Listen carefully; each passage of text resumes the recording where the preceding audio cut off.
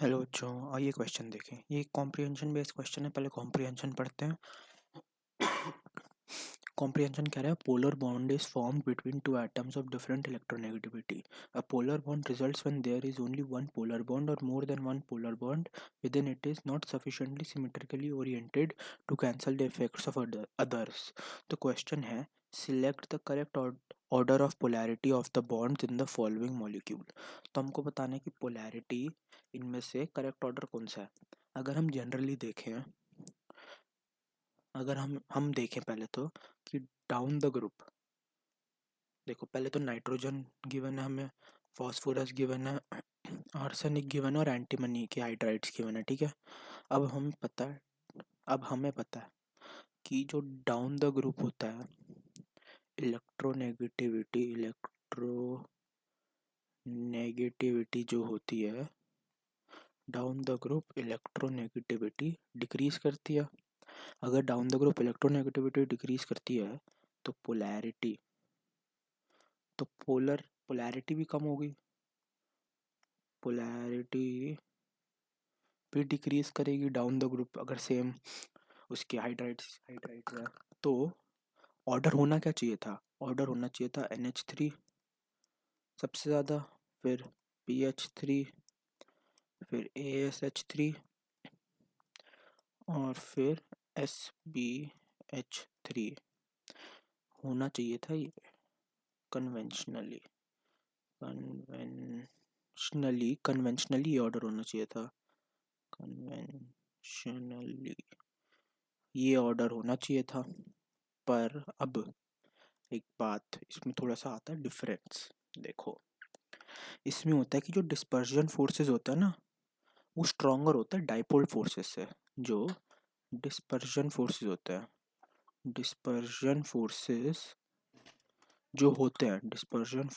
जो होते हैं वो स्ट्रॉन्गर होते हैं, stronger than dipole forces, stronger than dipole forces.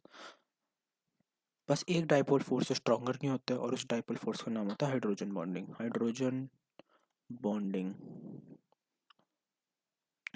बाकी हर डाइपोल फोर्सेस स्ट्रॉन्गर होते हैं डिस्पर्जन फोर्सेस। तो डिस्पर्जन फोर्सेस का जो ऑर्डर होता है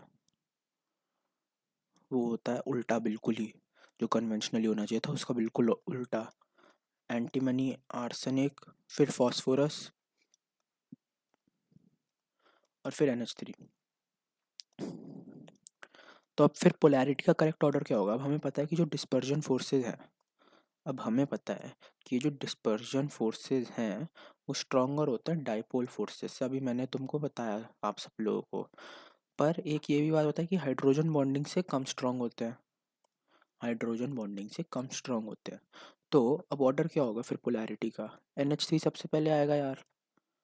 NH NH3 NH3 सबसे पहले आएगा। क्यों? क्योंकि NH3 में क्या होता है, हाइड्रोजन बॉन्डिंग होती है NH3 में।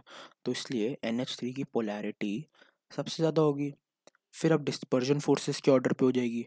डिस्पर्जन फोर्सेस का ऑर्डर क्या होता है? Sb एंटीमनी, फिर आर्सेनिक और फिर फास्फोरस। ठीक है। तब ऑर्डर मैच करते हैं, कौन से ऑर्डर से हो रहा है ये, कौन से में ये है ऑप्शन नंबर डी में। मैं एक बार फिर से एक्सप्लेन कर देता हूँ क्या कह रहा है। ये क्वेश्चन में हमने पूछा था कि पोलैरिटी बतानी है हमें मॉलिक्यूल्स की। हमें इसमें नाइट्रोजन, फास्फोरस, आर्सेनिक और एंटीमनी गिवन था। मैंने बोला कि हमको पता है जब हम डाउन द ग्रुप जाते हैं इलेक्ट्रोनेगेटिविटी कम होती है और इलेक्ट्रोपॉजिटिव करेक्टर बढ़ता है।